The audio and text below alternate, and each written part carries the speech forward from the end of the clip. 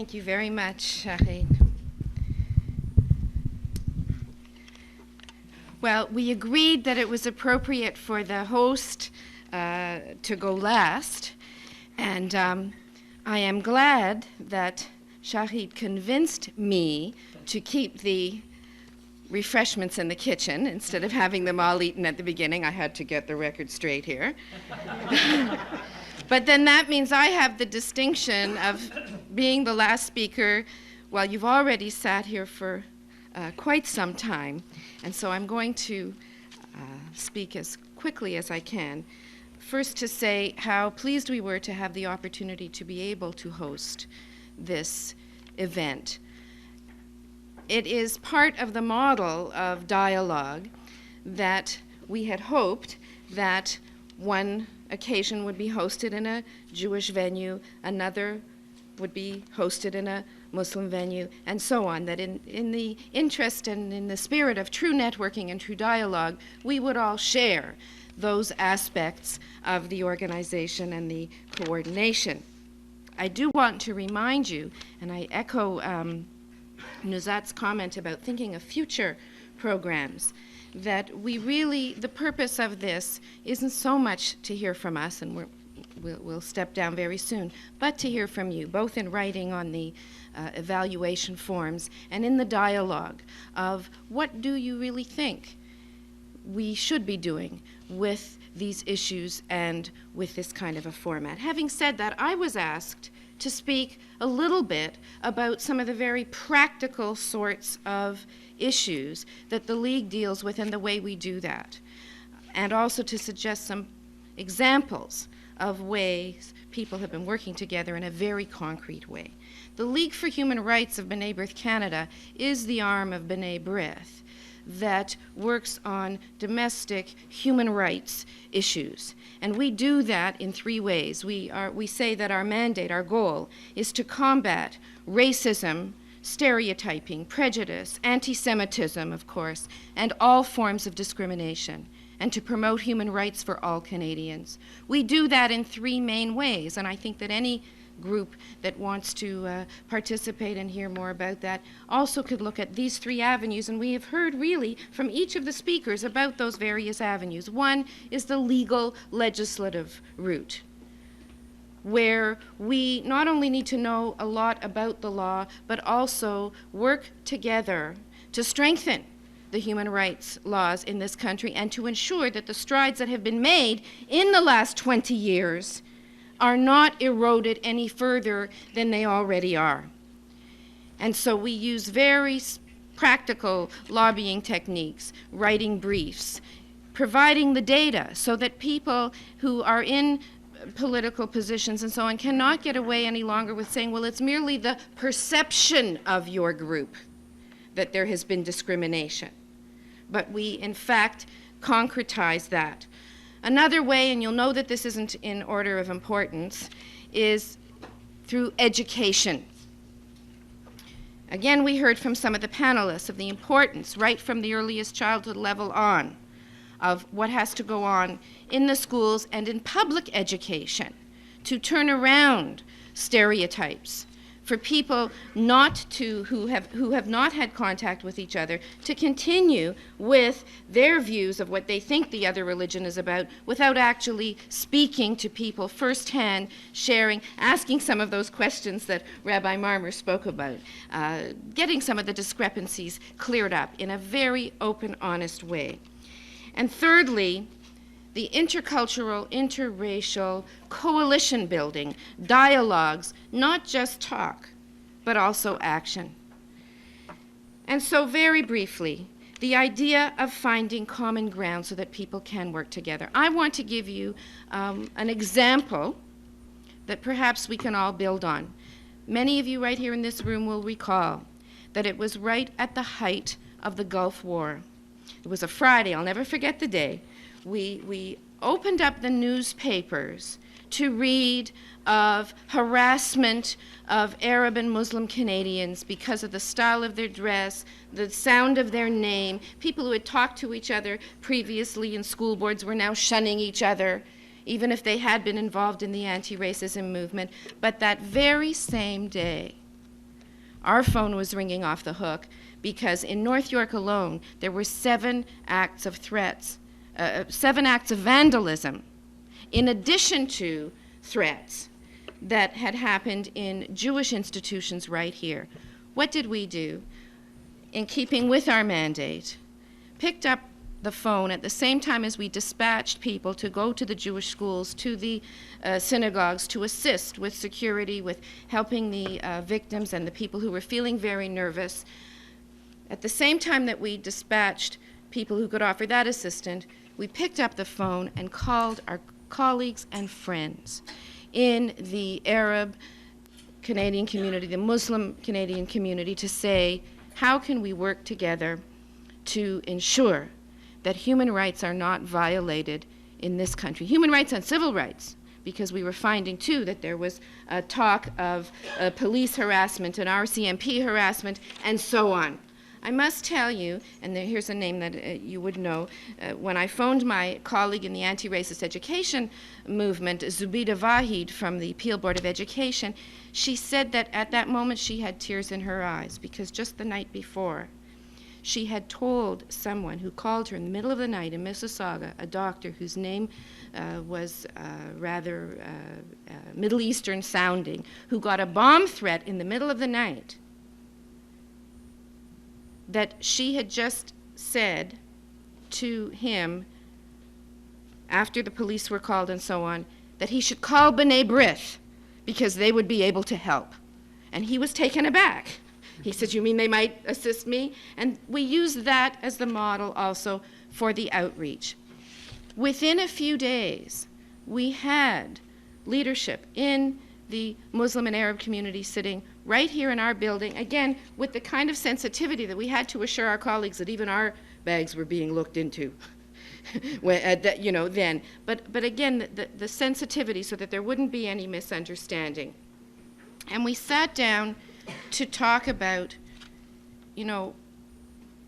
while we were, as Rabbi Marmer said, chipping away at the corners to see what we could do in terms of international issues, it was important that we figure out concrete strategies to do here together to support each other. And I must say that as a result of that very weekend, we had imams speaking out against anti-Semitism and rabbis speaking out against racism here in this community. But more importantly, it was a question of not just dialogue, what are we going to do in a very concrete way? We exchanged our security guidelines. Here's what you do to protect the mosques. Cross out the word synagogue, just put mosque here, And it was a question of sharing resources. Here's how you make places secure. Here's how you offer support. Here's the strategies that we use. Gather the data, document, ensure that we each get the support that we need.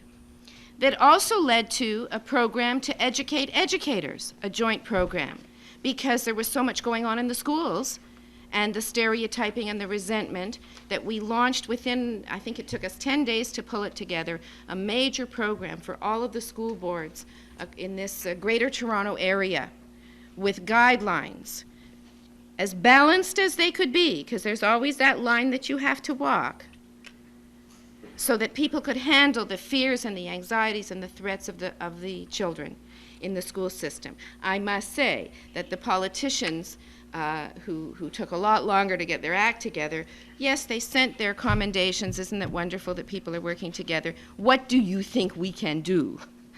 And so we told them that was our obligation. But at least the strength of the communities working together and coming together at a grassroots level, so we didn't have to wait for anybody.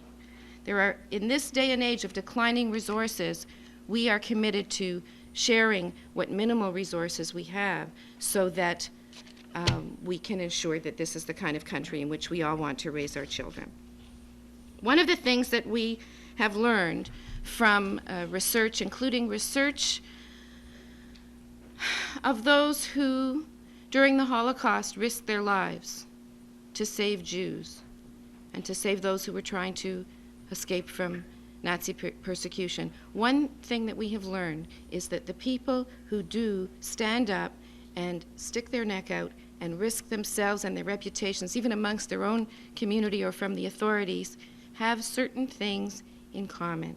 The research of the righteous among the nations who saved people showed that no common denominator was not that they even knew the people who came to their door. Common denominator was not their political ideology, was not their religion, was not any of that. There were three common denominators. One, they did not compartmentalize humanity. It was merely that it was the right thing to do, regardless of one's political ideology or religion. Two, a very positive sense of self-esteem.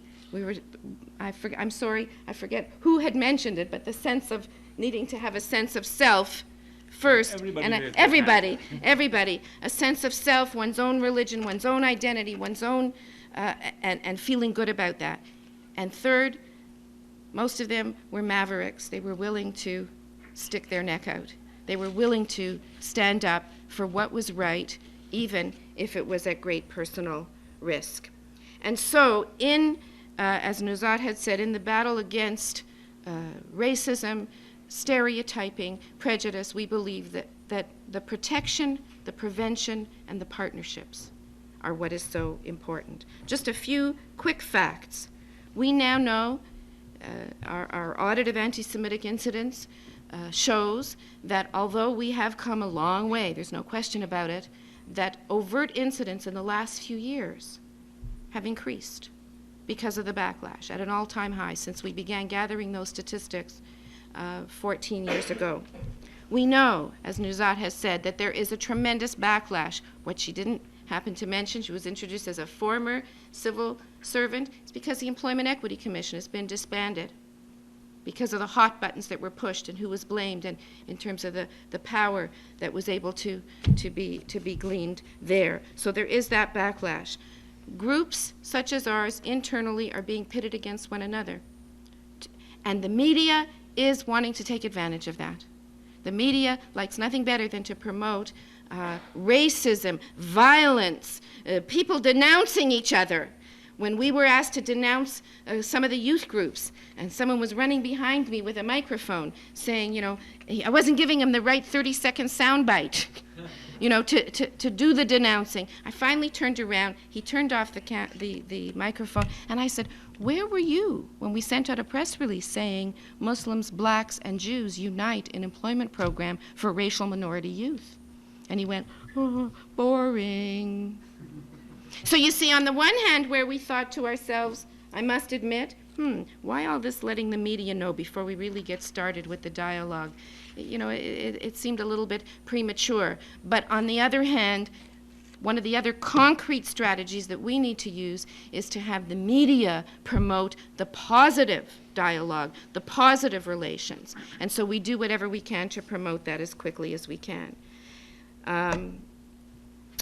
The other issue is to the continued marginalization of groups such as ours, such as Muslim Association, such as any of the others who are called special interest groups. And you heard one of the letters being read where the politicians are being lobbied by, quotes, the other side to say, don't pay attention because pretty soon they're going to want this, this, this, and this, as if those are special demands, as opposed to all groups wanting what all Canadians should have, which is equal human rights, not some having others. So we counter that as well. And I'm going to sum up with the top 10 ways that we feel that we can counter the stereotyping, the bias, the prejudice, and work together. And 1, 2, and 3 are education. Educate, educate, educate. Public education, education in the system itself, and also education of each other. 4, report all incidents and record, gather the data. 5, support each other. When the mosque was lobbying in East York and excuses of parking spaces were being given, support from groups such as ours and others went a long way. When a synagogue is vandalized, support from the Canadian Muslim Association really went a long way. And I think that we forget that. 5, the law, I mentioned that, the strengthening of the law and making sure it applies in all. 6, direct action, direct community action to expose when the hate mongers are afoot, to expose and coalitions of that direct community action. 6, the real research and data gathering. A study that we've just done for Metro illustrates that there are very few people who are really documenting incidents. Very few. And so it lets people get away with saying, oh, well, there's only your perception that people aren't getting hired, or that there are hate mongers amongst us. I think I'm up to number 9, the media, and I gave some examples there. The proactive initiatives with the media. We feel that our role is also to educate the media, to provide them with the data that they need to respond. It was tremendous when you look in the paper and you see a Jewish name underneath a letter to the editor that is protesting a stereotyped picture of Arabs and Muslims, and vice versa. You know, when you see, and you go, I have to be the first one to say you can't tell by the name, right? Because that's another stereotype, but I think you know what I'm trying to say. So the media, the education, countering the stereotypes, and the emphasis on violence and racism. And last but not least, I must add this one, because in the last few months, there have been too many people in positions like mine, in school boards, and in government agencies behind the scenes, and in community organizations, who have had heart attacks, strokes, and who, I have to tell you, are no longer with us. I mean, it happens, we know, in the normal course of events. But almost all of the meetings that I've been at lately, in those who are in the human rights and anti-racist movement, are saying we have to look after each other. And I must say, I can't think of any better way than to also come to terms with our own spirituality and find a source of strength in our own faith and in our faith communities. There is power in one person, there is power in words, as we've been told, but there's also tremendous power in faith. And I think that with that kind of coming together, we'll be able to continue to build and go, as we say, from strength to strength. Thank you.